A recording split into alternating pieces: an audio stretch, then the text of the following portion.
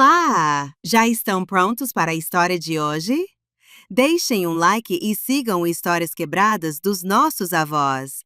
Vamos começar! Ah, minha filha, tem coisa que a gente guarda no peito por anos, décadas até, e um dia sente que precisa contar. Não é para fazer ninguém sofrer, não. É que essas memórias, elas pesam. E quando a gente divide o peso, fica mais leve para carregar. Hoje, aos meus 72 anos, quando olho para trás, vejo que minha vida foi feita de mortes e renascimentos. A primeira morte foi no dia que eu nasci. A segunda, quando tinha 11 anos e provei o gosto amargo da maldade. E o primeiro renascimento. Esse foi o mais doce de todos. Meu nome é Lena. Helena, na verdade, mas desde pequena todo mundo me chamava de Lena. Nasci numa casinha de chão batido, lá no interior, onde o vento assobiava pelas telhas soltas e a chuva entrava pelas frestas. Nasci, mas minha mãe não ficou para me ver crescer. Dizem que foi de uma doença que ninguém conseguiu explicar. Naquele tempo, pobre não fazia exame, só rezava. E as rezas dela não foram suficientes. Fiquei órfã antes mesmo de saber o que era colo de mãe. Antes de sentir o cheiro dela no pescoço, antes de ouvir sua voz me chamando de filha. Tudo o que eu tinha da minha mãe era uma fotografia pequena, desbotada, que meu pai guardava numa gaveta velha do guarda-roupa. Ela tinha um sorriso tímido, os olhos grandes e tristes, como se já soubesse que não ia ficar muito tempo neste mundo. Éramos 6 irmãos. Eu era a caçula, a mais esquecida, a mais calada, a que ninguém notava, só para bater ou xingar. Meus irmãos mais velhos tinham pelo menos alguma lembrança da nossa mãe. Eu não. Eu era só a filha que matou a mãe ao nascer.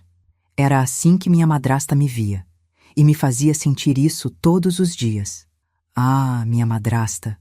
Zulmira era o nome dela. Uma mulher alta, magra, com os olhos sempre franzidos, como se o mundo inteiro fosse uma ofensa pessoal. Ela chegou na nossa casa quando eu tinha uns 2 anos. Meu pai, coitado, estava perdido sem a esposa, 6 filhos pequenos, a roça para cuidar. Quando ela apareceu, ele deve ter pensado que era a salvação. Mas para mim, ela foi o contrário. A gente vivia na miséria. Pão com água, farinha com vento. Quando tinha feijão, era aguado que nem água de poço. Meu pai trabalhava de sol a sol na roça dos outros, ganhava pouco, e o pouco que ganhava, bem, parte dele ficava no bar da esquina. É que meu pai bebia, e bebia junto com ela, minha madrasta, como se a dor dele fosse desculpa para tudo. Eles se juntavam na mesa da cozinha, com aquelas garrafas de cachaça barata, e falavam da vida, das dificuldades, dos filhos que davam trabalho. Eu ficava no cantinho, tentando ser invisível, mas sempre escutava quando ela falava de mim. Essa menina é uma desgraça, ela dizia, apontando o dedo na minha direção. Trouxe azar para esta casa desde que nasceu. Matou a mãe e ainda quer comer nossa comida. Meu pai nunca me defendia. Só balançava a cabeça e enchia o copo de novo. Com o tempo, percebi que ela me odiava de verdade. Não era só grosseria, não. Era maldade. Ela me olhava com desprezo, como se eu tivesse culpa da morte da minha mãe. Como se eu fosse um lembrete vivo de tudo que ela não conseguia ser. Meus irmãos, coitados, eram tratados diferente. Não bem, mas diferente. Ela os xingava, batia de vez em quando, mas comigo era diferente. Era como se ela quisesse me apagar do mundo, me fazer desaparecer. Lembro do cheiro da nossa casa. Cheiro de mofo, de roupa mal lavada, de comida requentada. Lembro do som dos chinelos dela arrastando no chão, sempre que ela vinha na minha direção. Lembro da sensação de ter o estômago vazio, roendo por dentro, enquanto ela comia na minha frente sem me oferecer nada. Eu dormia num colchão velho, no chão do quartinho dos fundos, sozinha. Meus irmãos dividiam o quarto maior. Quando chovia, pingava no meu colchão, e eu ficava lá, molhada, com frio, esperando o dia amanhecer. Mas o que me machucava mais não era a fome, não era o frio, era a solidão. Era saber que ninguém ligava se eu estava bem ou mal. Era perceber que, se eu sumisse, talvez nem notassem. Até que chegou aquele dia. Eu tinha 11 anos, magrinha, cheia de ferida nas pernas de tanto ralar no mato, de tanto cair, de tanto apanhar. Era um dia quente, daqueles que o sol queimava até a sombra. Eu estava brincando no quintal, sozinha, fazendo casinha de boneca com pedaços de tijolo, quando ela me chamou. Lena, vem aqui! A voz dela sempre me dava um frio na barriga. Entrei na cozinha e ela estava lá, parada ao lado do fogão, com um copo na mão. Bebe isso, ela disse, estendendo o copo para mim. Era leite, pelo menos parecia leite. Branco, cremoso. Meu estômago roncou só de ver. Fazia tempo que eu não tomava leite de verdade. Bebe logo, ela repetiu impaciente. Peguei o copo e levei à boca. O cheiro era normal, de leite fresco. Mas quando provei, minha filha, o gosto era estranho, amargo, doía para engolir. Mas eu estava com tanta fome, com tanta sede, que bebi tudo. Pronto, ela disse, pegando o copo vazio das minhas mãos. Agora vai brincar. Saí para o quintal, mas não consegui brincar. Me senti mal quase na hora. A cabeça rodava, a vista escurecia. Era como se o mundo tivesse começado a girar ao contrário. Meu estômago doía, uma dor funda, que subia até o peito. Tentei chamar por ela, mas a voz não saía. Caí ali mesmo, no chão do quintal, embaixo da mangueira. Lembro do gosto de terra na boca, do cheiro das folhas secas, do sol queimando minha pele. Fiquei entre a vida e a morte. Não sei quanto tempo passei ali. Pode ter sido horas, pode ter sido minutos. Quando voltei a mim, estava deitada no colchão velho, no quartinho dos fundos. Minha madrasta estava ao lado, fingindo cuidar de mim. Tá com febre, ela disse para alguém que não consegui ver. Deve ser verme. Essa menina vive comendo terra. Mas eu sabia que não era verme. Eu sabia que aquele leite... Tinha alguma coisa errada com aquele leite. Só fui entender depois, anos depois, quando já era mulher feita. Ela tinha colocado veneno. Tentou me matar. Eu era só uma criança. E ninguém fez nada. Meu pai bebia, ria, dormia. Ela cuidava da casa, dizia para os vizinhos que eu era doente, mentia sem piscar. Passei dias naquele colchão, delirando de febre, vomitando tudo o que tentava comer. Ela me dava água, às vezes, mas sempre com aquele olhar. Aquele olhar que dizia, por que você não morre logo? Eu queria morrer. Queria parar de sentir dor, de sentir fome, de sentir que não era querida por ninguém. Fechava os olhos e pedia para Deus me levar, me buscar, me tirar daquele lugar. Mas o que meu tio fez, ninguém acreditaria. Meu tio João, irmão da minha mãe, um homem simples, trabalhador do sítio. Ele morava longe, numa propriedade a uns 2 dias de viagem. Raramente vinha nos visitar. Mas naquela semana, apareceu. Lembro da voz dele no portão, grave, cansada da estrada. Cadê os meninos? Minha madrasta foi recebê-lo fingindo alegria. Ah, João, que bom te ver. Entra, entra. Mas quando ele me viu, minha filha, o rosto dele mudou. Eu estava deitada ali, amarela, com os olhos fundos, sem conseguir falar direito. Ele se ajoelhou do meu lado e tocou minha testa. Que aconteceu com ela? Tá doente, minha madrasta respondeu. Rápido demais. Febre, já tá melhorando. Ele ficou me olhando e eu vi nos olhos dele uma tristeza profunda. Era como se ele tivesse vendo minha mãe ali, pequena, sofrendo. Essa menina vai comigo, ele disse, se levantando. Como assim vai? Ela tá doente, não pode viajar. Ela vai comigo, ele repetiu mais firme. Vai buscar as roupas dela. Ela tentou discutir, falar que meu pai não ia gostar, que eu era problema, que ele não sabia no que estava se metendo. Mas ele olhou nos olhos dela e falou uma coisa que eu nunca esqueci. Se você encostar nela de novo, eu mesmo te enterro com as mãos. O silêncio que ficou na casa foi de cortar o coração. Ela pegou uma mala velha, jogou 2 roupas lá dentro e ele me pegou no colo. Naquele dia, eu renasci. Foi o meu verdadeiro nascimento. Pela 2ª vez. Essas lembranças doem, mas também curam. Se você gosta de histórias assim, minha filha, se inscreve no canal, tá bom? A gente precisa guardar essas memórias. Elas são importantes. Elas mostram que mesmo quando tudo parece perdido, sempre tem alguém que a gente menos espera para nos salvar. Na próxima parte, Vou contar como foi minha vida na casa do tio João. Como foi descobrir o que era carinho de verdade, comida na mesa, cama quentinha. Como foi aprender a confiar de novo, a sorrir de novo. Porque essa história não é só sobre o veneno que tentaram me dar. É sobre o antídoto que a vida me trouxe depois. A viagem até o sítio do tio João foi a mais longa da minha vida. Não pela distância, que eram apenas umas 2 horas de carroça, mas porque a cada balanço daquelas rodas na estrada de terra, eu ia deixando para trás tudo o que conhecia de ruim e descobrindo que existia coisa boa no mundo. Lembro do cheiro dele. Cheiro de sabão de coco, de roupa lavada no rio, de homem que trabalhava na terra, mas se cuidava. Diferente do meu pai, que sempre cheirava a cachaça e suor azedo.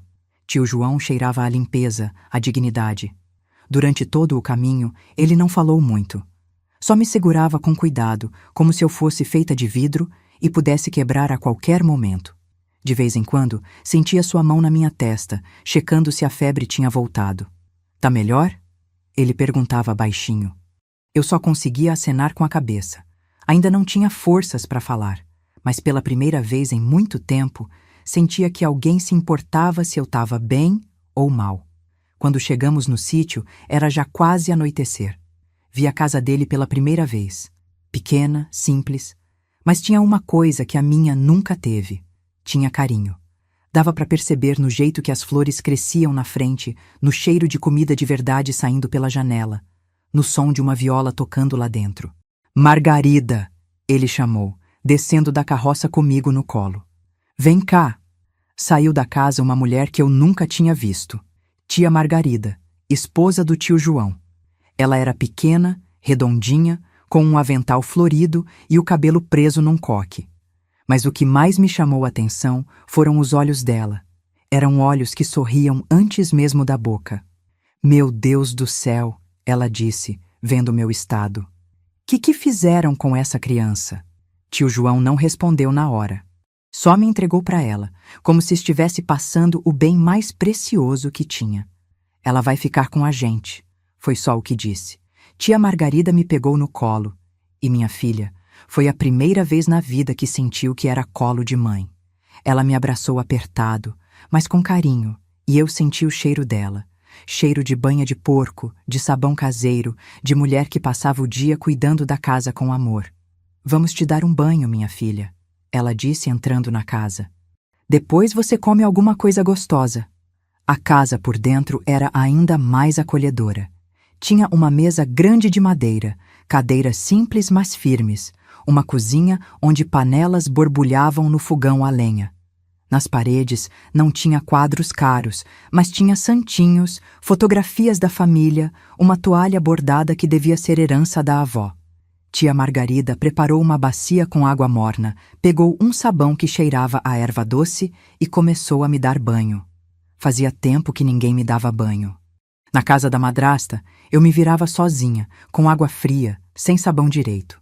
Olha só essas feridas, ela murmurou, passando o pano com cuidado nas minhas pernas. Quem foi que fez isso contigo? Eu não respondi. Ainda não conseguia falar sobre aquilo, mas ela entendeu o silêncio. Não precisa contar agora, disse, enxaguando meu cabelo. Você tá em casa agora. Em casa. Fazia tanto tempo que eu não ouvia essa palavra sendo dita com carinho. Depois do banho, ela me vestiu com uma camisola limpa que cheirava a sol, dessas que ficam horas no varal secando. Me levou para a mesa da cozinha, onde tio João já estava sentado, esperando. Vamos ver se você consegue comer um pouquinho, tia Margarida disse, servindo numa tigela uma sopa que fumegava. Era canja de galinha, simples, mas feita com carinho. Tinha pedaços de frango desfiado, arroz bem cozido, cenoura cortada em cubinhos, cheiro de salsa fresca. Quando provei a primeira colherada, chorei. Não tá gostosa? Tia Margarida perguntou, preocupada. Tá, consegui sussurrar. Tá muito gostosa. Ela entendeu que eu chorava de gratidão, não de tristeza. Ficou ali do meu lado, me incentivando a comer mais uma colherada, depois outra. Tio João comia em silêncio, mas eu via nos olhos dele uma tristeza profunda. Ele sabia que eu tinha passado fome. Sabia que eu tinha sofrido. Amanhã você vai conhecer os animais, ele disse, terminando de comer. Tem galinha, tem porco, tem uma vaca mansinha que dá leite todo dia. Você vai gostar. Leite. A palavra me deu um arrepio. Lembrei do gosto amargo daquele leite que quase me matou. Tio João percebeu minha reação. Que foi, menina? Nada, menti. Só tô cansada. Eles trocaram um olhar que eu só fui entender anos depois. Era o olhar de quem sabe que uma criança machucada precisa de tempo para sarar, que não adianta forçar nada. Tia Margarida me levou para um quartinho nos fundos da casa. Pequeno, mas arrumado. Tinha uma cama de solteiro com colchão de palha, mas era macia, tinha travesseiro de pena e lençóis brancos que cheiravam a lavanda. Esse quarto era do nosso menino, ela disse, alisando o lençol. Mas ele já cresceu, casou, foi embora. Agora é seu, nosso menino. Depois eu soube que eles tinham tido um filho, o Antônio, que tinha ido tentar a vida na cidade grande. Eles sentiam falta dele, mas nunca reclamaram. Apenas arrumaram o quarto com carinho e me deram como presente. Se você precisar de alguma coisa durante a noite, é só chamar, ela disse, me cobrindo com uma manta de lã. A gente dorme ali do lado. Pela primeira vez em anos, dormi em paz. Sem medo de alguém me acordar com um tapa. Sem frio, sem fome. Dormi ouvindo o som dos grilos lá fora, o vento suave nas folhas da jabuticabeira, o ronco baixinho do tio João no quarto ao lado. Quando acordei, no outro dia, pensei que tinha sonhado. Mas o cheiro do café coado na hora, o som da tia Margarida cantarolando na cozinha, o sol entrando limpo pela janela, tudo me mostrava que era real. Bom dia, dorminhoca, tia Margarida disse quando apareci na cozinha. Tá com fome? Tinha uma mesa posta só para mim. Não era luxo, mas tinha fartura. Pão caseiro ainda morno, manteiga amarelinha, queijo fresco, leite. Eu parei quando vi o copo de leite. Que foi? Ela perguntou. Eu não quero leite, consegui dizer. Ela não perguntou por quê. Apenas tirou o copo e trouxe um de água fresca. Pronto. Agora come com vontade. Comi devagar, saboreando cada pedaço. Fazia tempo que comida tinha gosto bom na minha boca. Tio João apareceu na cozinha, já vestido para trabalhar na roça. Hoje você vai ficar com a Margarida, ele disse passando a mão no meu cabelo. Amanhã, se estiver se sentindo melhor, pode vir comigo ver os animais. Passei o dia inteiro com tia Margarida, vendo ela cuidar da casa, da horta, das galinhas. Ela me explicava tudo com paciência, como se fosse a coisa mais importante do mundo me ensinar onde ficavam as coisas. Aqui é onde a gente guarda a farinha, ela dizia, abrindo uma lata grande. Aqui é o açúcar, aqui é o sal. Tudo tem seu lugar, e quando cada coisa está no lugar certo, a casa funciona bem. Eu ouvia tudo, tentando decorar. Queria ser útil, queria mostrar que merecia estar ali. À tarde, ela me ensinou a descascar batatas para janta. Minhas mãos ainda tremiam um pouco, mas ela teve paciência. Não precisa correr, dizia. Vai com calma. Tudo que vale a pena leva tempo. Quando tio João voltou do trabalho, me encontrou ajudando a pôr a mesa. Ele sorriu, um sorriso que iluminou o rosto cansado. Olha só, disse, já tá virando da família. Durante a janta, eles me contaram sobre a vida no sítio. Sobre as estações, sobre quando plantar e quando colher, sobre os vizinhos que vinham visitar nos domingos. Era um mundo completamente diferente do que eu conhecia. Você sabe ler? Tio João perguntou. Balancei a cabeça que não. Na casa do meu pai, escola era coisa para rico. Então a gente vai te ensinar, tia Margarida disse. Toda criança precisa saber ler. Eles falavam do futuro como se eu fosse ficar ali para sempre. Como se fosse parte dos planos deles. Eu não conseguia acreditar que tanta coisa boa podia acontecer comigo. Naquela noite, antes de dormir, ouvi eles conversando no quarto ao lado. A parede era fina e as vozes chegavam até mim. Você viu o estado da menina? Tia Margarida dizia. Tá só pele e osso. E essas feridas? Eu sei. A voz do tio João era pesada. Minha irmã tá se revirando no túmulo. O que você acha que fizeram com ela? Tio João demorou para responder. Não sei, mas foi coisa ruim. Muito ruim. Ela não vai mais voltar para lá, vai? Nunca, ele disse firme. Enquanto eu tiver vida, ela não volta para lá. Dormi abraçada naquela promessa. Pela primeira vez em anos, sonhei com coisas boas. Sonhei com flores no quintal, com pão quentinho, com mãos que me faziam carinho em vez de me bater. Nos dias seguintes, fui me recuperando aos poucos. Ganhei peso, as feridas sararam, comecei a falar mais.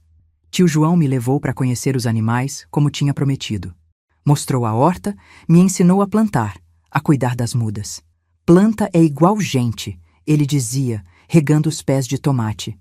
Precisa de água, de sol, de cuidado, mas principalmente precisa de amor. Tia Margarida me ensinou a costurar, a cozinhar, a cuidar da casa. Mas principalmente me ensinou a confiar de novo. Toda vez que eu empacava, que ficava com medo, ela dizia: "Calma, minha filha, ninguém vai te machucar aqui." E eu acreditava. Aos poucos fui acreditando. Foram os meses mais felizes da minha vida. Aprendi a rir de novo, a brincar, a ser criança. Tio João me fez uma boneca de pano e tia Margarida costurou roupinhas para ela. Eu brincava no quintal, debaixo da jabuticabeira, inventando histórias, fazendo casinha. Achei que ia ficar ali para sempre, que tinha encontrado minha família de verdade. Mas a vida... a vida às vezes tem planos diferentes dos nossos. Foram 8 meses. 8 meses de paz, de carinho, de descobrir que o mundo podia ser doce. 8 meses aprendendo a ser criança, a confiar, a sonhar com um futuro. Eu já sabia ler algumas palavras. Já ajudava a tia Margarida na cozinha sem derrubar nada. Já conseguia tirar leite da vaca mimosa sem medo. Mimosa. Coitada, ela foi a primeira a me ensinar que nem todo leite vem com veneno. Tia Margarida teve paciência comigo. Sabia que eu tinha medo, mas nunca perguntou o porquê. Só disse um dia: "Vem cá, vamos visitar a mimosa."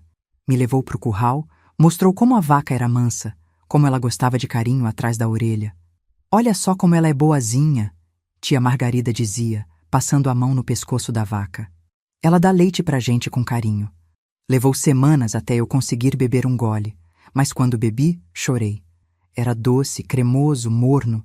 Tinha gosto de bondade. Tio João tinha feito uma balanço para mim, amarrado no galho grosso da mangueira. Eu passava as tardes ali, balançando devagar, ouvindo o vento nas folhas, vendo as galinhas ciscarem no terreiro. Às vezes, tia Margarida vinha se sentar na cadeira de palha, do meu lado, e ficávamos ali, em silêncio, só curtindo a tarde.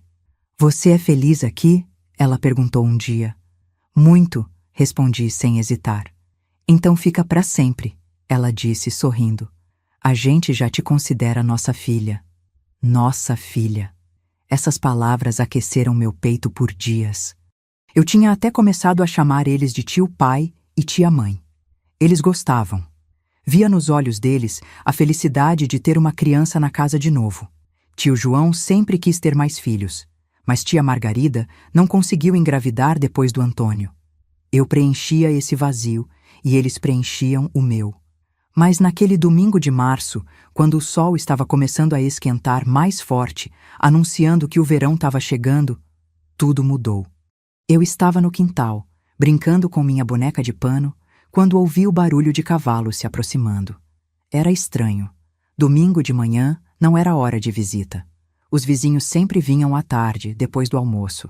Tio João saiu da casa, enxugando as mãos no pano de prato.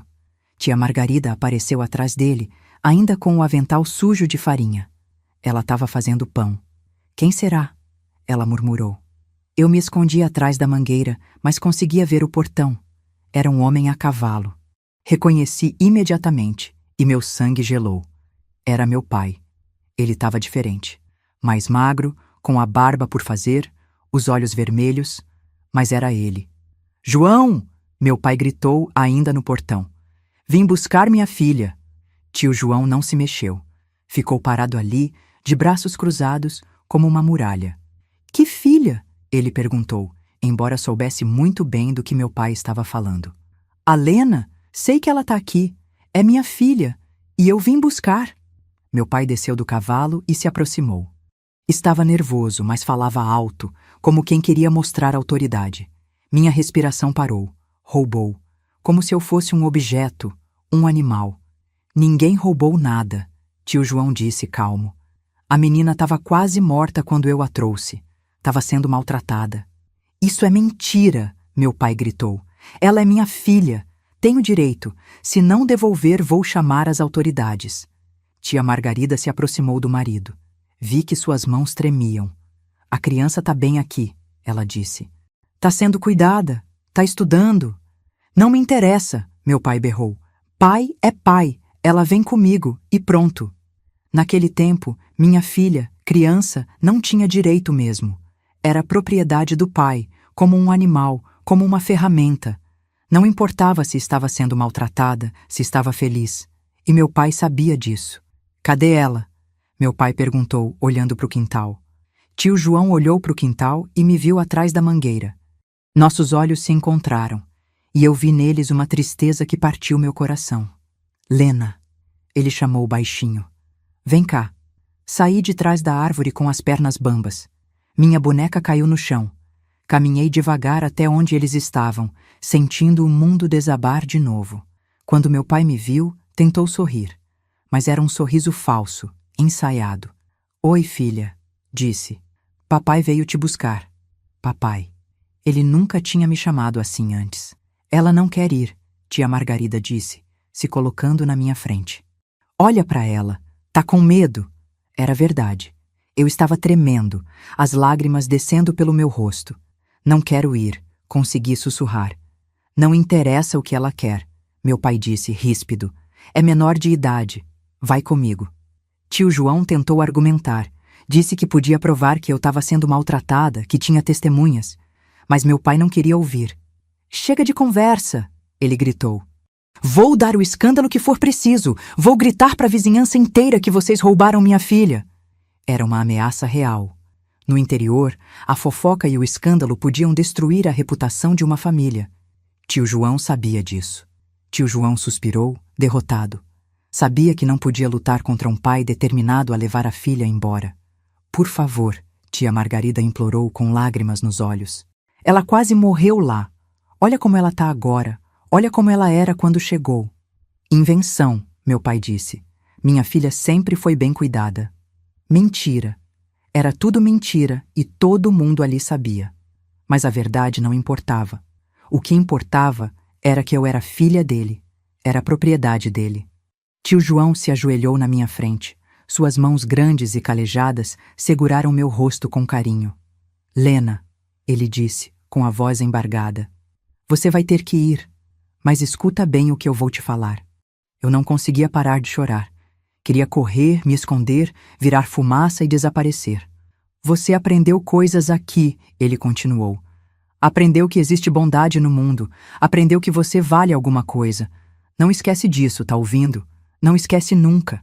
Tia Margarida se aproximou, tirou uma coisa do bolso do avental. Era uma santinha, pequena, de Nossa Senhora Aparecida. Guarda isso, ela disse, colocando a santa na minha mão. Sempre que se sentir sozinha, lembra que tem gente que te ama de verdade. Vamos logo, meu pai disse impaciente. Já perdi muito tempo aqui. Meu pai me pegou pelo braço, não com carinho, mas com pressa, como se eu fosse um animal fugitivo que ele tinha capturado. Despede, ele disse, fingindo bondade. Me voltei para tio João e tia Margarida. Eles estavam chorando, tentando esconder, mas eu via. Obrigada, consegui dizer. Por tudo. A gente te ama, tia Margarida sussurrou. Nunca esquece que a gente te ama. Meu pai me colocou no cavalo dele, na frente da cela. O cheiro dele, cachaça, suor, raiva, me fez lembrar de tudo que eu tinha conseguido esquecer. Quando o cavalo começou a andar, me virei para trás. Vi tio João com o braço em volta da tia Margarida, os dois parados no portão, vendo eu ir embora. Acenaram até eu sumir na curva da estrada. A viagem de volta foi um inferno. Meu pai não falou comigo. De vez em quando, apertava meu braço com força, como se quisesse ter certeza de que eu não ia pular do cavalo e correr. Quando chegamos na minha antiga casa, nada tinha mudado. A mesma sujeira, o mesmo cheiro ruim, a mesma sensação de desespero. E lá estava ela, minha madrasta, Zulmira. Ela me olhou com aquele mesmo ódio de sempre, mas agora tinha algo mais. Tinha raiva. Raiva de eu ter sobrevivido, de ter voltado. Então a princesinha voltou. Ela disse, com veneno na voz. Meu pai entrou na casa sem dizer nada. Já estava atrás da garrafa de cachaça. Fiquei parada ali no terreiro, segurando minha boneca de pano e a santinha da tia Margarida. De repente senti uma mão na minha nuca. Era ela. Você vai ver, ela sussurrou no meu ouvido. Você vai ver o que acontece com menina que foge de casa. Naquela noite, deitada no mesmo colchão velho, no mesmo quartinho dos fundos, olhei pela janela e vi as estrelas. Eram as mesmas estrelas que eu via da janela do sítio.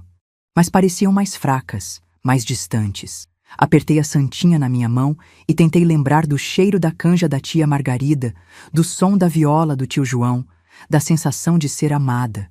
Porque eu sabia que ia precisar dessas lembranças. Sabia que os dias que viriam seriam duros. E foram. 3 dias depois que voltei, minha madrasta começou a me dar tarefas impossíveis. Lavar roupa no rio antes do sol nascer, limpar a casa inteira sozinha. Cozinhar para a família toda, sendo que eu mal alcançava o fogão. Quando eu não dava conta, apanhava. Quando dava conta, apanhava do mesmo jeito, porque estava demorando muito ou estava fazendo errado. Meu pai fingia não ver, ou talvez não quisesse ver mesmo. Ele saía de manhã, voltava bêbado de noite e se trancava no quarto. Meus irmãos, coitados, eles tinham medo dela também. Não podiam me defender sem arriscar apanhar junto. Mas a pior parte não era o trabalho pesado nem os tapas. A pior parte era saber que eu tinha sido feliz. Conhecer o gosto da felicidade e ter que viver sem ela. Todas as noites, antes de dormir, segurava a santinha e sussurrava uma oração que tia Margarida tinha me ensinado. Nossa Senhora, protege quem não tem ninguém para proteger. E todas as noites sonhava que estava de volta no sítio, balançando na mangueira, ouvindo tia Margarida cantarolar na cozinha. Mas sempre acordava no mesmo lugar, no mesmo inferno. Foi quando eu entendi uma coisa. Às vezes, a vida te dá um gosto de paraíso, só para você saber que ele existe. Para você não desistir de procurar ele de novo. Porque eu não ia desistir. Não importava quanto tempo demorasse, não importava o que eu tivesse que aguentar. Um dia eu ia encontrar meu caminho de volta para a felicidade. Um dia. Se os primeiros dias depois que voltei foram ruins, as semanas que vieram foram um inferno que eu não desejo nem para o meu pior inimigo. Minha madrasta. Ah, ela tinha guardado toda a raiva daqueles 8 meses que eu fiquei fora. E despejou tudo em cima de mim, com juros. Era como se ela tivesse feito uma lista mental de todas as humilhações que queria me fazer passar. Acordava às 4 da manhã e me sacudia no colchão. Levanta, vagabunda, vai lavar roupa no rio. O rio ficava longe, uns 20 minutos caminhando. Eu tinha que carregar uma trouxa de roupa suja maior que eu, equilibrar na cabeça uma bacia de metal que pesava mais que meu próprio corpo.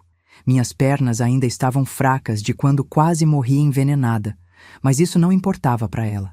Chegava no rio quando ainda estava escuro. A água era gelada, cortava a pele. Meus dedos ficavam roxos, doíam tanto que às vezes eu chorava de dor. Mas tinha que esfregar aquelas roupas até sair todo o encardido. Tinha que torcer com força, tinha que estender no varal improvisado que eu mesma fazia com galhos. E quando voltava para casa, carregando a roupa molhada que pesava o dobro, ela sempre encontrava defeito. Olha essa mancha aqui, não sabe nem lavar roupa, vai ter que voltar e lavar tudo de novo. Às vezes era verdade, tinha ficado alguma mancha. Às vezes era mentira, só para me ver chorar. Mas eu tinha que voltar para o rio, fazer tudo de novo. Meus irmãos, coitados, eles tentavam me ajudar quando ela não estava olhando. A Cida, que era só 2 anos mais velha que eu, às vezes levava um pedaço de pão escondido para mim. O Zé, que tinha 16 anos, carregava a bacia quando ela não via. Lena, ele sussurrava, aguenta firme. Um dia isso vai acabar. Mas como ia acabar? Eu era uma criança. Não tinha para onde ir. Não tinha ninguém para me defender. Tio João e tia Margarida moravam longe demais, e eu sabia que se tentasse fugir de novo, as consequências seriam piores, porque minha madrasta tinha deixado bem claro: se você tentar fugir outra vez, eu te mato. E dessa vez, Ninguém vai chegar a tempo de te salvar. Eu acreditava nela. Tinha certeza de que ela era capaz. Além de lavar roupa, eu tinha que limpar a casa inteira sozinha. Varrer, passar pano, limpar o banheiro, que era um buraco fedorento nos fundos do quintal. Tinha que cozinhar para a família toda, sendo que mal alcançava o fogão. Subia numa cadeira de palha que balançava, tentando mexer a panela sem me queimar. A comida que ela me dava era o resto do resto. Se sobrava um pouco de feijão no fundo da panela, misturado com água para render, era o que eu comia. Se tinha um pedaço de pão duro que ninguém quis, era meu almoço. Às vezes passava o dia inteiro só com farinha misturada com água. Emagreci tanto que as roupas que tia Margarida tinha costurado para mim ficaram frouxas. Meus ossos apareciam embaixo da pele. Minhas forças foram sumindo, aos poucos. Mas o pior de tudo não era a fome nem o cansaço. Era a solidão. Era saber que ninguém se importava se eu estava sofrendo.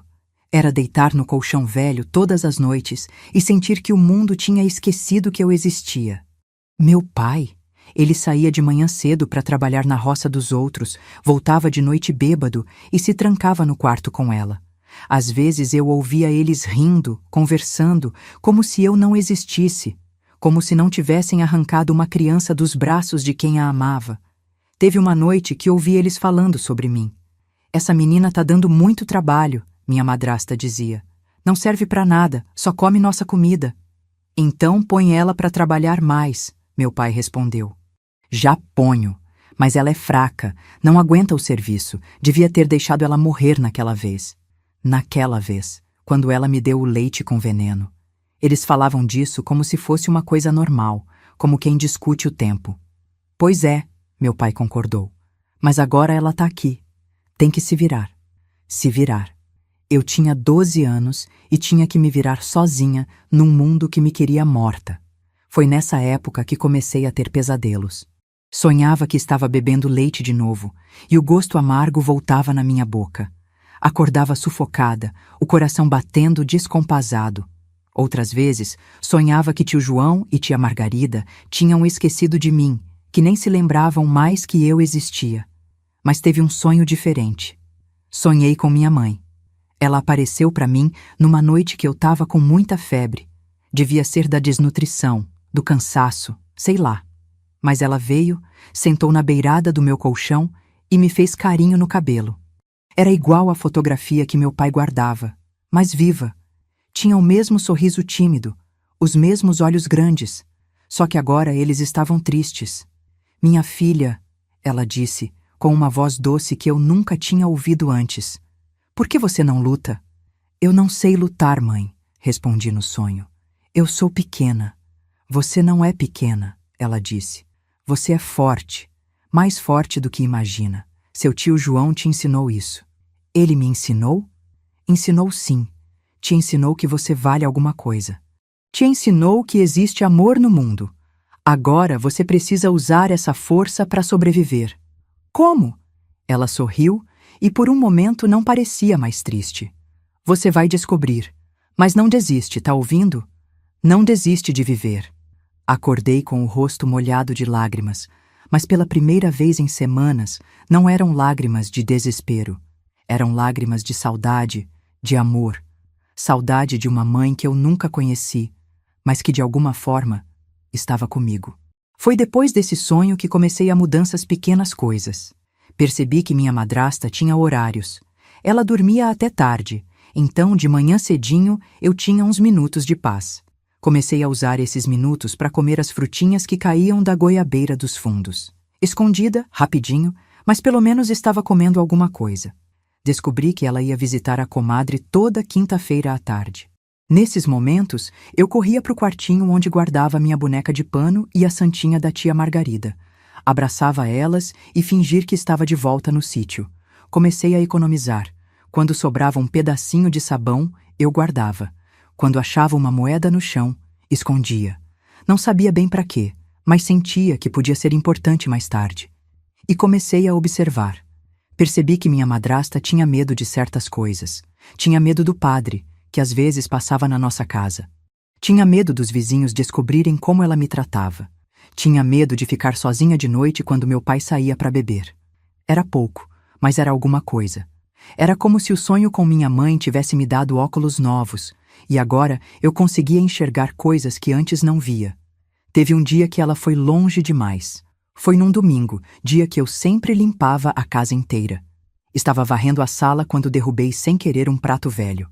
Ele quebrou no chão, fez um barulho danado. Ela veio correndo da cozinha, os olhos pegando fogo. "Sua desgraçada! Quebrou meu prato!" Era um prato feio, rachado, que ninguém usava. Mas para ela foi motivo suficiente. Me deu um tapa na cara tão forte que vi estrelas. Depois outro. Depois mais outro. Comecei a sangrar pelo nariz. "Para!" gritei, tentando me proteger com os braços. "Para, por favor!" Mas ela não parou. Pegou um chinelo e começou a me bater com ele. Nas costas, na cabeça, onde conseguisse acertar. Foi quando aconteceu uma coisa que mudou tudo. A porta da frente se abriu e entrou Dona Conceição, nossa vizinha. Uma senhora de mais de 60 anos, muito respeitada na vizinhança. Ela tinha vindo pedir um pouco de sal emprestado. Quando viu a cena, eu no chão, sangrando, minha madrasta com o chinelo na mão, parou na porta de boca aberta. "Zulmira", ela disse, horrorizada. Que você está fazendo com essa criança?" Minha madrasta ficou vermelha. Abaixou o chinelo, tentou sorrir. "Ah, Dona Conceição, é que ela quebrou um prato. Tava só dando uma correção." Dona Conceição olhou para mim, depois para ela, depois para mim de novo. Vi nos olhos da senhora uma indignação que ninguém nunca tinha mostrado antes. "Correção?" ela repetiu. "Isso não é correção. Isso é maldade." Ela se aproximou, me ajudou a levantar. Suas mãos eram gentis, iguais às da tia Margarida. "Você tá bem, filha?" Não consegui responder. Apenas chorei. "Zulmira", Dona Conceição disse, virando-se para minha madrasta. "Eu vou falar com o padre. E vou falar com as outras mulheres da vizinhança. Isso que você faz com essa menina não é de cristão." Minha madrasta ficou branca. O padre e as vizinhas eram as únicas coisas que ela respeitava, as únicas que podiam fazer ela ter vergonha. "Dona Conceição, a senhora não entende. Essa menina dá muito trabalho." "Trabalho nada", a senhora cortou. "Ela é uma criança, e criança não se bate assim." Dona Conceição saiu da nossa casa nesse dia levando mais do que sal. Levou a certeza de que alguma coisa precisava mudar. E mudou. Não da noite para o dia, mas mudou. Porque pela primeira vez alguém tinha visto. Alguém sabia. E no interior, minha filha, a fofoca corre mais rápido que cavalo assustado. Em 3 dias, a vizinhança inteira estava comentando como Zulmira maltratava a enteada. Ela ficou com vergonha. Começou a me bater menos, pelo menos quando tinha gente por perto. Começou a fingir que me dava comida quando vinha visita. Não era muito, mas era o começo de alguma coisa. Era a primeira rachadura na parede de maldade que me cercava. E eu entendi uma lição que carrego até hoje. Às vezes, tudo o que a gente precisa é que uma pessoa veja a nossa dor. Uma pessoa que se importe. Uma pessoa que fale por nós quando a gente não tem voz. Dona Conceição foi meu anjo naquele momento. E eu nem sabia que coisa maior ainda estava por vir. Depois que Dona Conceição viu o que se passava na nossa casa, as coisas começaram a mudar devagarzinho. Não foi do dia para a noite, não. Foi como quando a gente planta uma semente. Primeiro brota, depois cresce, até que vira árvore. A diferença é que essa semente era de esperança. O padre começou a aparecer mais na nossa casa. Padre Antônio, um homem baixinho, de cabelo grisalho, que sempre cheirava a incenso e bondade. Ele nunca falou diretamente sobre mim, mas começou a dar umas indiretas que minha madrasta entendia muito bem. "Zulmira", ele dizia, sentado na nossa mesa torta, tomando café aguado. "Criança órfã é bênção de Deus. Quem cuida bem dela, ganha o céu. Quem maltrata..." E fazia uma pausa, olhando bem nos olhos dela. "Bem, você sabe onde vai parar." Ela ficava vermelha, baixava a cabeça, murmurava que sim, que sabia. As vizinhas também começaram a prestar mais atenção. Dona Conceição falou com Dona Rosa, que falou com Dona Maria, que falou com Dona Teresa. No interior, minha filha, as mulheres têm um poder que o povo subestima. Elas sabem tudo o que acontece em cada casa. E quando se juntam para proteger alguém, bem, até homem bruto tem que respeitar. Minha madrasta começou a me dar comida de verdade quando tinha visita. Fingia carinho comigo na frente dos outros. Vai, minha filha, come mais um pouquinho, ela dizia, com uma voz doce que eu sabia ser falsa, mas que mesmo assim aquecia um cantinho do meu coração. Porque fome é fome, né? E carinho fingido ainda é melhor que nenhum carinho. Mas a mudança mais importante veio de um jeito que eu nunca esperava. Tinha uma moça na vizinhança, a Dalva, filha da dona Conceição. Ela era nova, uns 20 e poucos anos, e trabalhava na casa de uma família rica da cidade. Todo mês, ela vinha visitar a mãe e sempre trazia histórias do mundo lá fora. Um dia, ela estava na nossa casa tomando café com minha madrasta, que fingia ser boa pessoa quando tinha gente olhando, e começou a falar sobre a patroa dela. Dona Helena é muito boa comigo, ela contava. Me trata como família. E olha que ela tem uma porção de empregada, mas comigo é diferente. Sabe por quê? Minha madrasta fez que não com a cabeça, fingindo interesse. Porque eu sei ler e escrever, Dalva disse com orgulho. Aprendi com o padre quando era menina. A patroa diz que é difícil achar empregada que sabe ler. Por isso me paga melhor, me dá roupa boa, me trata bem. Saber ler. Lembro que tio João tinha começado a me ensinar, naqueles 8 meses abençoados. Eu sabia algumas palavras, conseguia juntar algumas letras, mas depois que voltei, nunca mais toquei num livro. É mesmo? Minha madrasta perguntou, e eu percebi um brilho diferente nos olhos dela. Um brilho de interesse. É sim. Dona Helena sempre fala, Dalva, você vale ouro porque sabe ler minhas cartas, sabe fazer as contas da casa, sabe escrever os recados. Ela até aumentou meu salário no mês passado. Salário, dinheiro. Vi que minha madrasta estava calculando na cabeça. Depois que Dalva foi embora, ela ficou quieta o resto do dia. Parecia estar pensando em alguma coisa importante.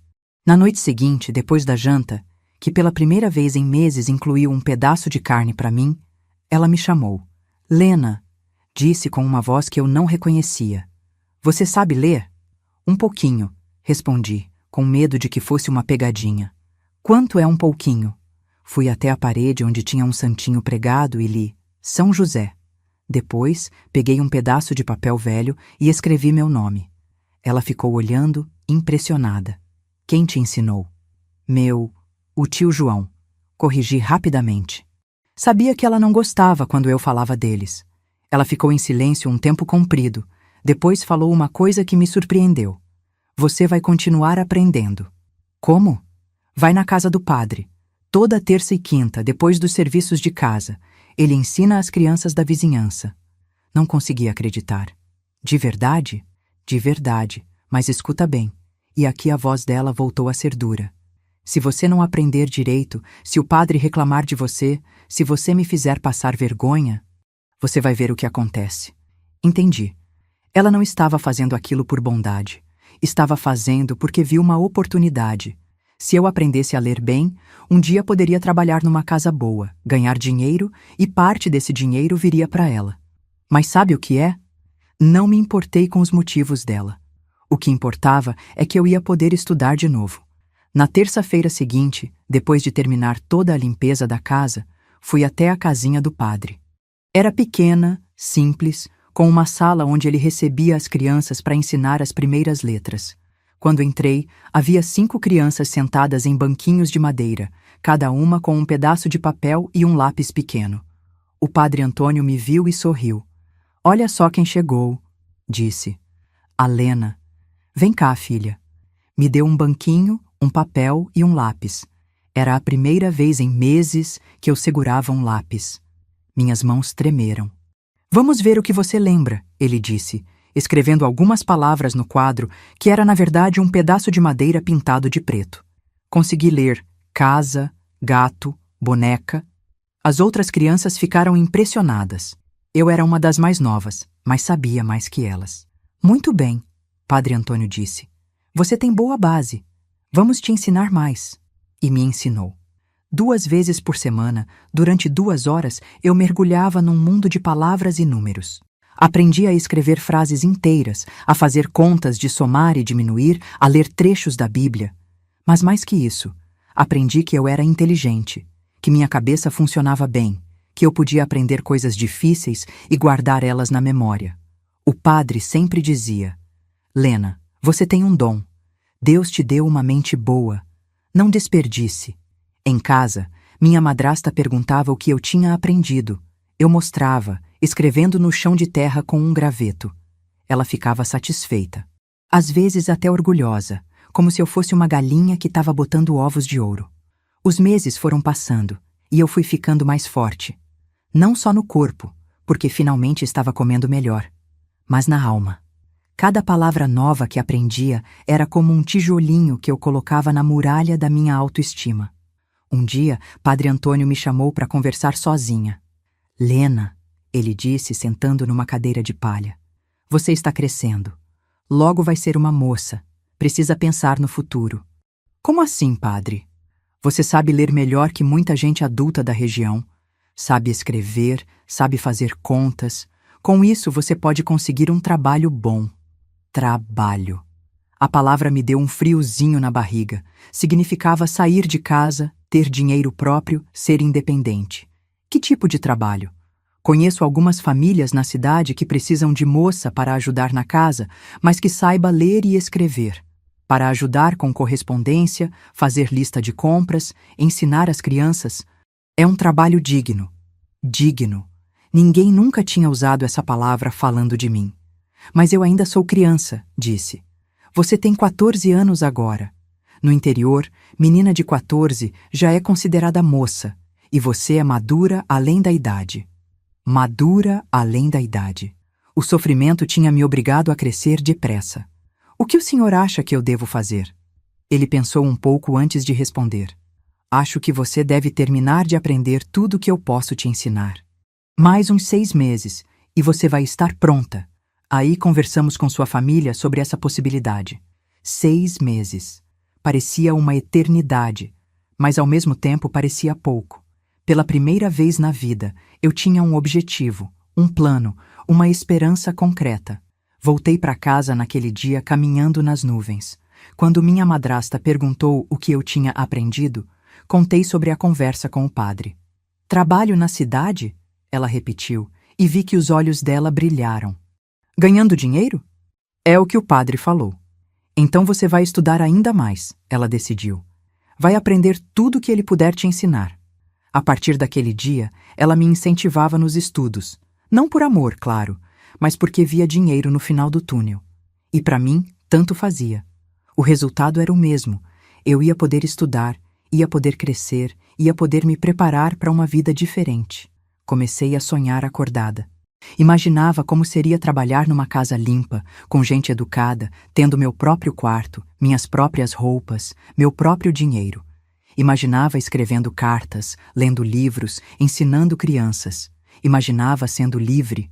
Teve uma noite que segurei a santinha da tia Margarida e sussurrei. Nossa Senhora, a senhora está me ajudando a encontrar meu caminho?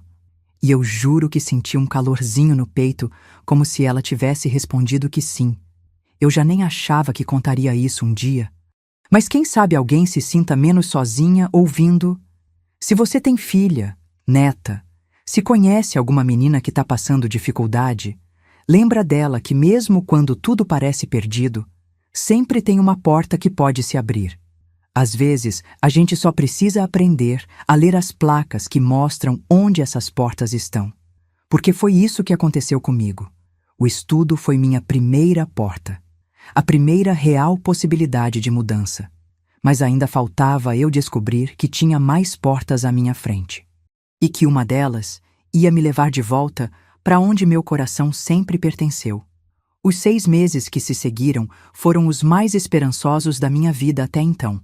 Cada dia que passava, eu sentia que estava construindo algo, me preparando para uma vida que eu mesma ia escolher. Padre Antônio me ensinou não só a ler e escrever bem, mas também matemática, um pouco de geografia e, principalmente, ele me ensinou que eu tinha valor. Lena, ele dizia, depois de uma aula especialmente difícil, onde eu tinha conseguido resolver todos os problemas, você não é só inteligente, Você é determinada. Isso vale mais que qualquer talento natural. Determinada. Gostei dessa palavra. Guardei ela no coração. Mas o destino... o destino às vezes escreve histórias mais bonitas do que qualquer um de nós conseguiria imaginar.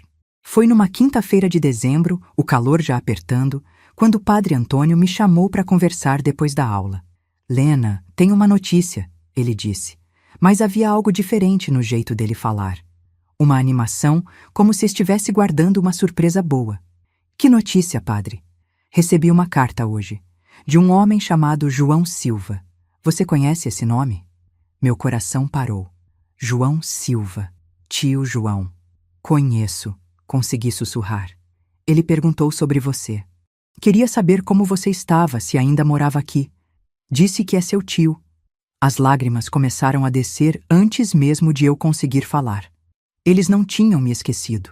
Depois de todos esses anos, eles ainda se lembravam de mim. Padre, ele e a esposa dele me cuidaram quando eu era pequena. Foram as únicas pessoas que me trataram com carinho. Padre Antônio assentiu, como se já soubesse disso. Pois então você vai ficar feliz de saber que eles querem te ver. Estão vindo aqui no domingo. No domingo. Era dali a 3 dias. 3 dias que pareceram 3 anos. Contei para minha madrasta sobre a carta. Ela franziu o rosto, claramente não gostou da ideia, mas não podia impedir. Afinal, era o irmão da minha mãe, e ele tinha direitos sobre mim tanto quanto meu pai. Naqueles 3 dias, não consegui pensar em outra coisa. Como será que eles estavam? Será que ainda moravam no mesmo sítio? Será que ainda se importavam comigo? Ou só queriam matar a curiosidade? Domingo chegou com um sol radiante. Me arrumei com a roupa menos remendada que tinha, penteei o cabelo com carinho e fiquei esperando no portão da frente. Quando vi a carroça se aproximando na estrada, reconheci imediatamente a silhueta do tio João. Mais velho, um pouco curvado, mas era ele. E ao lado dele, pequenina como sempre, tia Margarida. Corri em direção à carroça antes mesmo dela parar. Tio João desceu e me abraçou tão forte que pensei que ia quebrar minhas costelas. Cheirava do mesmo jeito, sabão de coco e homem trabalhador. Minha menina, ele disse com a voz embargada. Como você cresceu? Tia Margarida desceu da carroça e também me abraçou. Era menor que eu agora, mas aquele abraço ainda tinha o mesmo poder de me fazer sentir segura. Deixa eu te olhar direito, ela disse, me segurando pelos ombros. Tá tão magra. Mas tá bonita. Virou uma moça. Conversamos no portão mesmo, porque eu não queria levar eles para dentro de casa. Não queria que vissem como eu vivia. Não queria que minha madrasta fizesse alguma maldade. Contei sobre os estudos, sobre Padre Antônio, sobre como tinha aprendido a ler e escrever bem. Eles ficaram orgulhosos, sorriram como pais que ouvem que o filho passou numa prova difícil. Sempre soube que você era inteligente, tio João disse. Desde pequena você prestava atenção em tudo. Queria aprender. Foi quando tia Margarida fez a pergunta que mudaria minha vida. Lena, você é feliz aqui? Olhei para a casa atrás de mim, onde minha madrasta estava espiando pela janela. Olhei para a terra onde eu tinha derramado tanto suor e lágrimas. Olhei para eles, que representavam tudo de bom que eu tinha conhecido na vida. Não, respondi, honesta. Não sou feliz aqui. Eles trocaram um olhar que eu conhecia bem. Era o mesmo olhar que tinham trocado anos antes, quando decidiram me levar embora da primeira vez. E se você viesse morar com a gente de novo? Tio João perguntou. O mundo parou. O coração parou. Até o vento parou de soprar.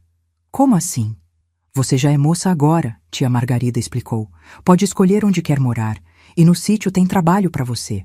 Podemos pagar um salário pequeno, te dar casa e comida, te tratar como família. Mas... E meu pai? E ela? Conversamos com eles antes de vir te procurar, tio João disse. Oferecemos pagar uma quantia todo mês, uma ajuda para a família. Eles concordaram. Concordaram. Meu pai e minha madrasta tinham concordado em me deixar ir embora em troca de dinheiro. De um lado, doeu saber que eu valia tão pouco para eles. Do outro lado, foi libertador. Eles estavam literalmente me vendendo a liberdade. E você? Tia Margarida perguntou. Quer vir? Querer? Era pouco. Eu precisava. Era como se tivessem me oferecido ar para respirar. Quero, disse, e comecei a chorar. Quero muito. Então vai buscar suas coisas. Tio João sorriu. A gente te espera aqui. Entrei em casa pela última vez. Peguei a mala velha, coloquei as 2 roupas que prestavam, minha boneca de pano já desbotada e a santinha da tia Margarida que nunca tinha me abandonado. Minha madrasta estava na cozinha, fingindo que não se importava. Então você vai mesmo, ela disse sem olhar para mim. Vou. Espero que seja feliz, disse, mas o tom era de quem estava dizendo, espero que se dane. Não respondi, apenas saí. Meu pai apareceu na hora de eu ir embora. Veio me dar um abraço de despedida que não senti carinho nenhum. Era protocolo, obrigação. Se cuida, ele disse. Me cuido. E foi só. Sem vai com Deus, sem saudades, sem volta sempre. Era como se estivesse vendendo uma galinha no mercado. Subi na carroça entre tio João e tia Margarida. Quando ela começou a se mover, me virei para trás uma última vez. Vi a casa onde tinha sofrido tanto, onde quase tinha morrido, onde tinha aprendido que o mundo podia ser cruel. Mas também onde tinha aprendido a sonhar com algo melhor. Nunca mais, sussurrei para mim mesma. Nunca mais vou deixar ninguém me tratar mal. A viagem de volta para o sítio foi completamente diferente da primeira vez. Agora, eu não estava sendo salva. Eu estava escolhendo ser salva. Era uma diferença enorme. Conversamos durante todo o caminho. Eles me contaram as novidades. Tinham aumentado o sítio. Agora tinham mais animais, mais plantações. O Antônio, filho deles, tinha se casado e morado na cidade, mas vinha visitar sempre. E tem mais uma coisa, tia Margarida disse, com um sorriso travesso. Guardamos seu quarto exatamente como você deixou. Meu quarto. Durante todos esses anos, eles tinham mantido meu quarto, como se soubessem que um dia eu voltaria. Quando chegamos no sítio, era já quase anoitecer. A casa estava exatamente como eu lembrava, só um pouco maior. O cheiro era o mesmo. Comida boa, limpeza, carinho. Entramos, e tia Margarida foi direto para a cozinha preparar alguma coisa para eu comer. Tio João me levou até o quartinho dos fundos. A porta se abriu, e eu quase desmaiei. Era verdade, estava tudo igual. A mesma cama, o mesmo lençol com cheiro de lavanda, a mesma janela de onde eu via a jabuticabeira. Bem-vinda em casa, ele disse. Em casa. Finalmente, em casa. Naquela noite, depois de comer uma canja que me fez lembrar de tudo que era bom no mundo, me deitei na minha cama. Minha cama. E olhei pela janela. As mesmas estrelas de sempre, mas agora pareciam mais brilhantes. Segurei a santinha e fiz uma oração diferente das outras. Obrigada, por me ensinar que vale a pena aguentar o sofrimento quando ele nos leva para algo melhor. Obrigada por me mostrar que sempre existe uma porta de saída, mesmo quando a gente não consegue enxergar. Daquela cama em diante, minha vida floresceu. Trabalhei no sítio, mas era um trabalho digno, respeitado. Usei minha educação para ajudar com a papelada, as contas, a correspondência. Aprendi a plantar, a cuidar dos animais, a cozinhar. Mas principalmente aprendi a me amar, a me respeitar, a nunca mais aceitar migalhas quando eu merecia o pão inteiro. Anos depois, conheci um homem bom, me casei, tive filhos. Criei eles sabendo que amor verdadeiro existe, que família não é só quem tem o mesmo sangue. É quem cuida, quem protege, quem ama sem condições. Hoje, aos meus 72 anos, quando vejo alguma criança sofrendo, quando vejo alguma mulher sendo maltratada, eu me lembro. Sempre existe uma saída. Sempre existe alguém disposto a ajudar. Sempre existe uma segunda chance. Às vezes, a vida nos quebra para nos ensinar a nos reconstruir mais fortes. Às vezes, o veneno que tentam nos dar vira remédio, porque nos obriga a descobrir do que somos feitos por dentro. Eu era só uma menina de 11 anos quando provei o gosto da maldade. Mas também fui uma menina de 11 anos que descobriu que existem pessoas dispostas a morrer por nós. E que o amor verdadeiro, uma vez plantado no nosso coração, ninguém consegue arrancar. Tio João e tia Margarida já se foram. Deus os tenha, mas o amor que eles me deram continua vivo, continua salvando vidas. Porque eu passei esse amor para os meus filhos, que passaram para os filhos deles, e agora passo para vocês. Porque é assim que a gente vence a maldade do mundo, minha filha. É plantando amor onde só tinha ódio. É mostrando para quem está sofrendo que a dor passa, mas a esperança fica. É lembrando sempre que não importa quantas vezes tentem nos quebrar, nós renascemos, mais fortes, mais sábias, mais bonitas. Nós renascemos.